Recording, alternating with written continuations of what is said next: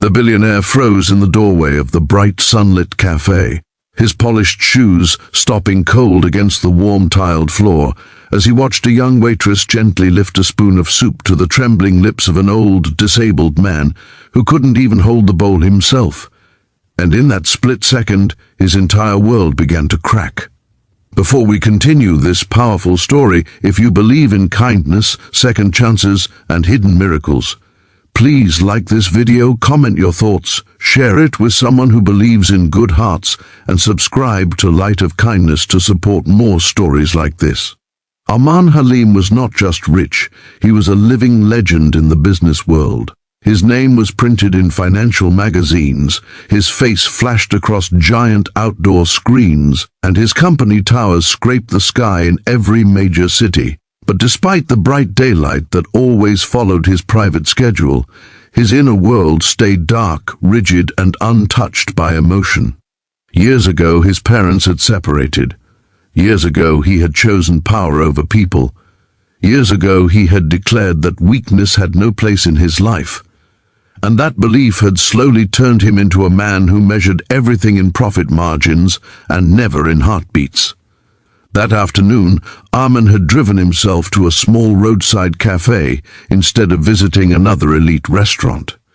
His assistant was sick, meetings were cancelled, and somehow the bright Pakistani sun flooding the streets with golden warmth made him feel strangely exhausted. He chose the cafe because it was quiet, ordinary, and far removed from the glittering world he ruled. He thought it would be a quick stop. Coffee, silence, 5 minutes of rest. Inside, bright daylight poured through wide glass windows. Dust floated lazily in the sunbeams. The air smelled of bread, lentils, and simple, honest food.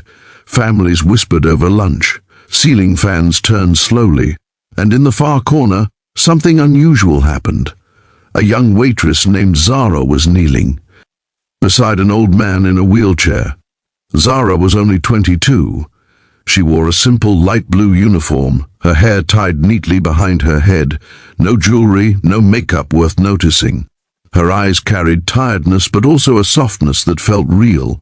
The old man she was feeding had shaking hands, a stiff neck, and eyes that struggled to focus. His clothes were clean but worn. His dignity had been swallowed by time and illness.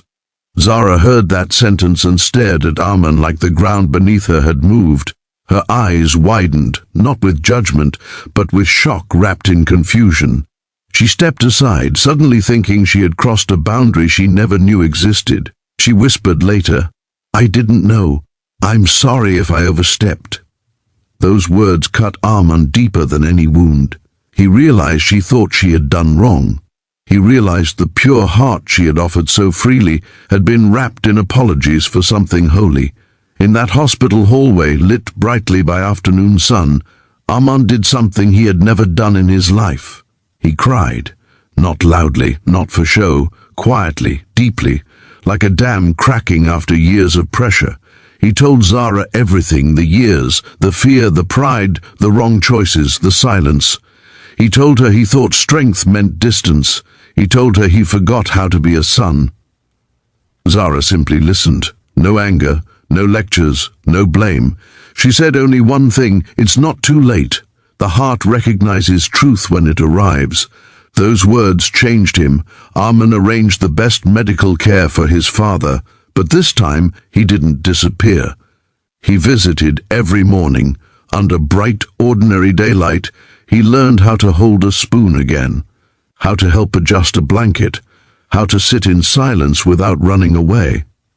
And Zara? She tried to leave the cafe one day, thinking her role was done. She thought rich lives would separate from simple ones again, but Arman stopped her. Not with money, with gratitude. He created a foundation in her name, but not as a reward, as a partnership. A place where abandoned elders would be fed, cared for, and seen. He asked her to lead it. She hesitated. She was just a waitress. But then she remembered the old man's smile in sunlight. She said yes. Years passed. The foundation became a place of warmth and light, and Arman's father, though still weak, found peace. He sat in gardens every afternoon under bright skies, alive in ways he thought were lost forever. Zara became a light for many, yet stayed humble, and Armand became a man rebuilt not by power, but by presence. One ordinary café, one spoon of soup, one act of kindness, and a billionaire who finally learned that the richest people are not those who own the world, but those who heal it. Before this story ends, if it touched your heart even a little, please like the video, share it with someone who believes in kindness, and subscribe to Light of Kindness so more hearts can be reached. Special request, please comment, kindness still lives below if this story moved you. No one expects miracles in broad daylight. They expect them in darkness.